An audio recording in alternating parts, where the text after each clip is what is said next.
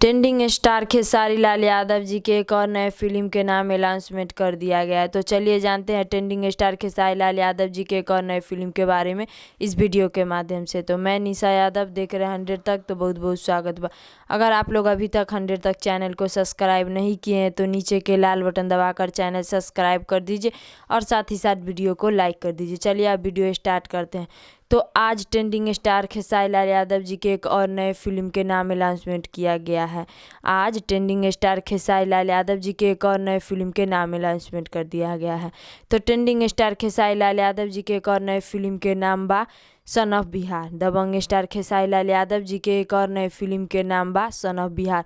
तो son of Bihar film के मुहूर्त धूमधाम से मुंबई में हुआ है। तो ट्रेंडिंग स्टार खेसारी लाल यादव जी के एक और नए फिल्म सन ऑफ बिहार के मुहूर्त मुंबई में धूमधाम से हुआ है। तो आप लोग को यही छोटा सा जानकारी बतावे के रहे। तो इस जानकारी के बारे में का राय बा, का विचार बा, नीचे कमेंट बॉक्स में बतलाएं। फिलहाल में इतने, फिर से मिलेंगे अगले वीडियो में। जय हिंद, जय भोजपुरी।